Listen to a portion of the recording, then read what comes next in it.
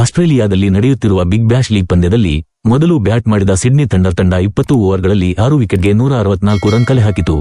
ಈ ಗುರಿ ಬೆನ್ನಟ್ಟಿದ ಹೋಬರ್ಟ್ ಹರಿಕೇನ್ಸ್ ತಂಡಕ್ಕೆ ಉತ್ತಮ ಆರಂಭ ಸಿಗಲಿಲ್ಲ. ಹೋಬರ್ಟ್ ಆರಂಭಿಕರಾದ ಮಿಚೆಲ್ ಓವನ್ ಮತ್ತು ಮ್ಯಾಥ್ಯೂ ವೇಡ್ 3ನೇ ಓವರ್ನಲ್ಲಿ ಔಟ್ ಆದರು.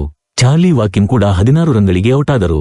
ಈ ನಂತರ ಕ್ರೀಸ್ಗೆ ಬಂದ ಆರ್ಸಿಬಿ ಹೊಸ ಆಟಗಾರ ಟಿಮ್ ಡೇವಿಡ್ ಬಂದ ತಕ್ಷಣ ಬಿರುಸಿನ ಬ್ಯಾಟಿಂಗ್ ಮಾಡಿ ಎದುರಾಳಿ ಬೌಲರ್ಗಳನ್ನು ಬ್ಯಾಕ್ಫುಟ್ಗೆ ತಳ್ಳಿದರು. ಆರ್ಸಿಬಿ ಟಿಮ್ ಡೇವಿಡ್ ಅವರನ್ನು ಐಪಿಎಲ್ ಆಕ್ಷನ್ 2025ನಲ್ಲಿ 3 ಕೋಟಿಗೆ ಖರೀದಿಸಿದೆ. RCB Tim David Sydney Thunder ವಿರುದ್ಧ 38 ಎಸೆತಗಳಲ್ಲಿ ಅಜೇಯ 68 ರನ್ ಗಳಿಸಿದರು. ಟಿಮ್ ಡೇವಿಡ್ ಅವರ ಇನ್ನಿಂಗ್ಸ್ನಲ್ಲಿ 6 ಸಿಕ್ಸರ್ ಹಾಗೂ 4 ಬೌಂಡರಿಗಳು ಸೇರಿದ್ದವು.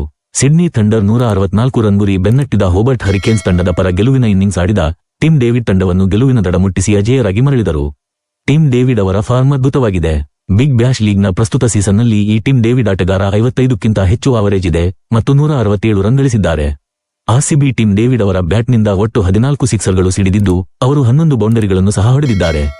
ಟಿಮ್ ಡೇವಿಡ್ ಅವರ ಸ್ಟ್ರೈಕ್ ರೇಟ್ 185ಕ್ಕಿಂತ ಹೆಚ್ಚಿದೆ. ಈ ರೀತಿಯ ಟಿಮ್ ಡೇವಿಡ್ ಬ್ಯಾಟಿಂಗ್ ನೋಡಿ ಆರ್ಸಿಬಿ ಫ್ಯಾನ್ಸ್ಗಳು ಕೂಡ ತುಂಬಾ ಖುಷಿಯಾಗಿದ್ದಾರೆ.